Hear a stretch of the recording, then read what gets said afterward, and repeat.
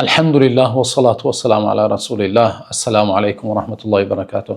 دوستان عزیز، چه که معلوم است روز 26 می روز سه‌شنبه روز مبارک عرفه است و چنانکه که گفتیم بهترین ایام دنیا این روز عرفه است و چنانکه که در حدیث پیامبر صلی الله علیه و سلم در حدیث صحیح آمده است، پیامبر صلی الله علیه و سلم می‌فرمایند بهترین ایام دنیا این دهه ذوالحجه است و روز عرفه نهم ذوالحجه است که از همه بزرگترین و از همه بهترین روز دهه مبارک است و چنانکه که پیامبر صلی الله علیه و سلم در حدیث مبارک دیگر خود می‌فرمایند ما رؤی شیطان اصغر ولا ادحر ولا احقر ولا اغیظ منه من یوم عرفه. شیطان دیده نشده است پستر، بدتر و خردتر و حقیرتر و بسیار پرغیظتر، یعنی پرکینه و پرغضب و بسیار سخت غضبناک می شود و خوار و ذلیل می شود در روز عرفه. برای چی؟ گفتند که برای چی یا رسول الله؟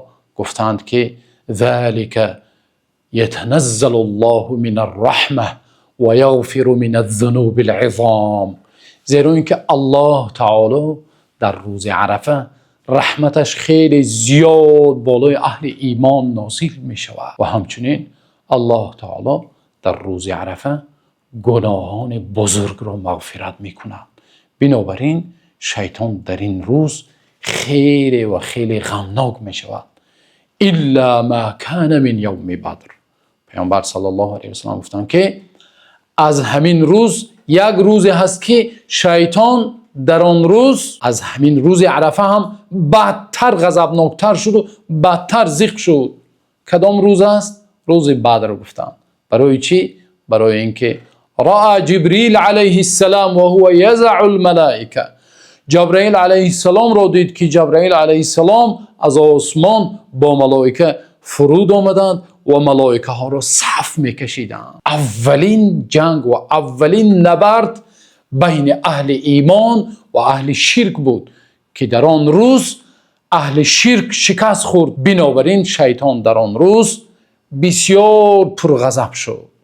الله تعالی چنانه که گفتیم در این روز رحمات خود را نازل میکند و همچنین روز عرفه روزی است که الله تعالی در آن روز از همه بیشتر و از همه زیادتر بندگان اهل ایمان را از آتش جهنم آزاد میگرداند. الله تعالی را دعا کنیم که الله تعالی ما و شما و پدران و مادران ما و شما فرزندان ما و شما را از عذاب جهنم آزاد بگرداند و الله تعالی هر یکی ما و شما و هر آن نفری که این لحظه ما را شنیده ایستاده است الله تعالی از جمله اهل جنات الفردوس الاعلی و مأوا بگرداند. بسیارها میپرسند که در این روز مبارک بهترین روزی که در آن آفتاب طلوع میکند کدام دعا یا کدام ذکر را ما کنیم؟ به این سوال شما رسول الله صلی الله علیه و سلم جواب دادند. پیامبر صلی الله علیه و سلم در حدیث صحیح خود فرمودند افضل الدعاء دعاء یوم عرفه و افضل ما قلت انا والنبیون من قبلی لا اله الا الله وحده لا شریک له له الملك و له الحمد و هو على كل شیء قدیر. افضل ترین و بهترین دعا این دعای روز عرفه است گفتند پیامبر صلی الله علیه و سلم، زیرا اینکه در این روز دعا اجابت می شود. الله تعالی دعای بندگانش را قبول می کند و بهترین و افضلترین دعایی که و من و تمام پیامبرانی که پیش از من بودند و می گفتند این کدام دعا یا کدام ذکر است؟ لا اله الا الله وحده لا شریک له له الملك و له الحمد و هو على كل شیء قدیر. این دعا برای چی میدانید؟ سری بزرگی اش در چیست؟ زیرا که این شامل توحید است. ببینید لا اله الا الله وحده لا شریک له. الله تعالی یگانه ذات معبود، ذات برحق الله تعالی یگانه او است. وحده لا شریک له، یگان شریک ندارد. له الملک او صاحب ملک است. تمام این هستی و این کائنات و این موجودات صاحب ملک که است؟ یگانه الله است. له الملک و له الحمد، و تمام حمد و شکر و ثنا برای تنها الله تعالی، یگانه الله تعالی است.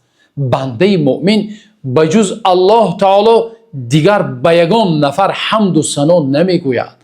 قلب او تنها، توجه قلب او تنها به که است؟ به الله تعالی است. وقتی بنده این دعا و این ذکر بزرگ را با همین احساسی که پروردگار را تو یگانه ذات هستی که ذات بزرگترین، ذات یگانه و تو تمام مالک این دنیا و این هستی و این کائنات و این موجودات هستی، یگانه ذات بزرگ هستی که تمام حمد و ثنا و شکرم را من به تو میگویم.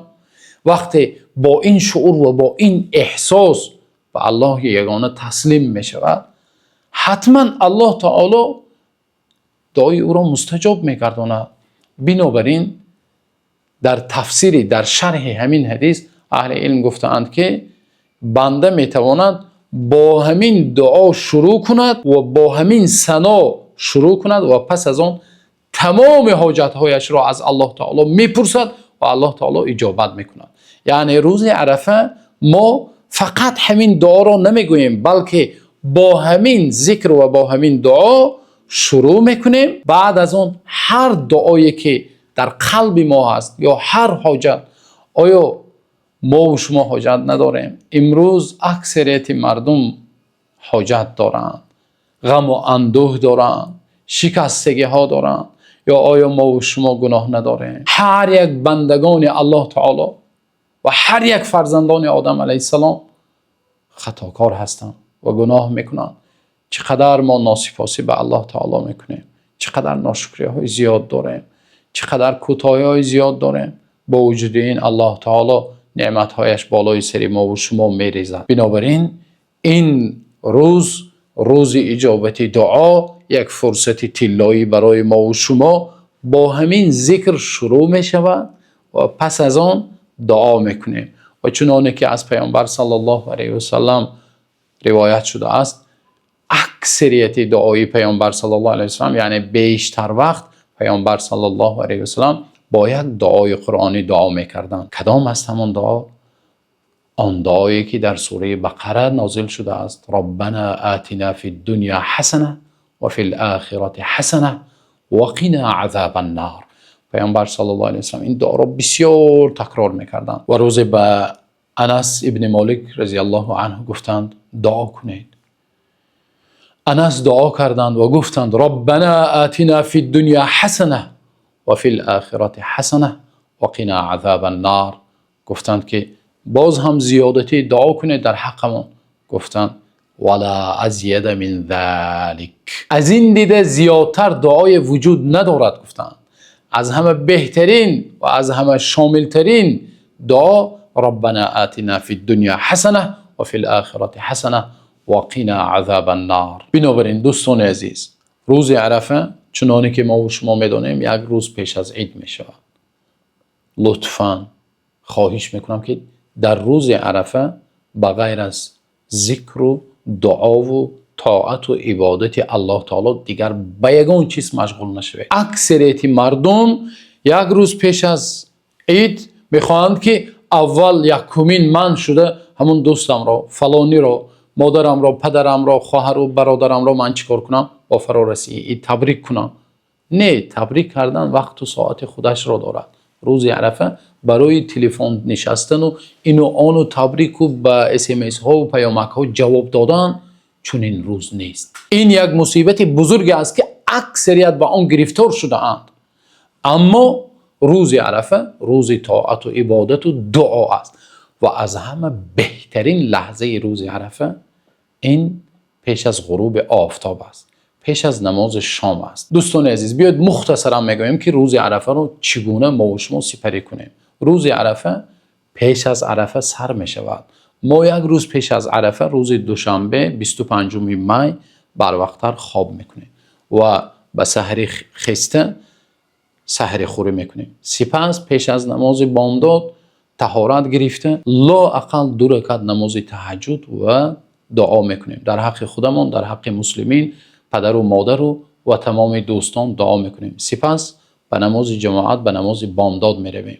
یعنی همان روز رو روزه شروع میکنیم ما و شما و نماز جماعت و 5 وقت نماز رو چیکار میکنیم؟ در مسجد در جماعت میخونیم. با تلاوت قرآن کریم سپری میکنیم. چقدر میتوانیم با تلاوت قرآن کریم مشغول میشیم و آن ذکری که در حدیث صحیح روایت شده است همان را گفتیم لا اله الا الله وحده لا شریک له، آن را بسیار تکرار میکنیم و همچنین دعای ربنا آتنا فی الدنیا حسنه آن را زیاد تکرار میکنیم و هر حاجتی که داریم آن را چیکار میکنیم؟ از الله تعالی طلب کرده دعا میکنیم و بعد از نماز بامداد تا طلوع آفتاب نشسته در مسجد ذکر میکنیم. وقت آفتاب طلوع میکنند، پس از طلوع کردن آفتاب بعد از 15-20 دقیقه نماز چاشت، نماز ضحی میخوانیم. سپس دوستان عزیز پیش از نماز شام چنانه که گفتیم از همه بهترین و بزرگترین لحظه روز عرفه است که الله تعالی چیکار میکنند؟ بندگانش را از آتش جهنم آزاد میگرداند و دعای اهل ایمان را اجابت میکند الله تعالی. پیش از نماز شام 1 ساعت پیش، یعنی پیش از افطار، ما و شما چیکار میکنیم؟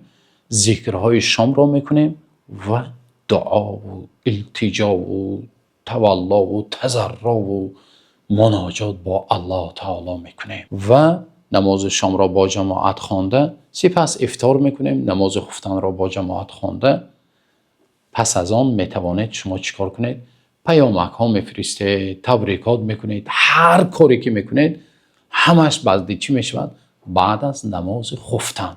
تا نماز خفتن ما و شما در لحظه های طلایی، بهترین لحظه ها قرار داره. الله تعالی رو دعا کنیم که الله تعالی به همان روز سه‌شنبه، روز عرفه ما و شما را نصیب گرداند و الله تعالی ما و شما را توفیق بندگی و توفیق طاعت و عبادت و توفیق ذکر و دعا دهد و الله تعالی را دعا کنیم که از ما و شما قبول بکند و از این لحظه استفاده برده هر یک شما را با فرارسی روز عرفه و با فرارسی عید قربان، عید اضحای مبارکباد میگویم. الله تعالی همه عملهای صالح ما و شما را قبول کند و الله تعالی همچنین قربانی های ما و شما را قبول بگرداند. عیدتان مبارک باشد. تا نوار آینده الله تعالی نگهبانتان باشد.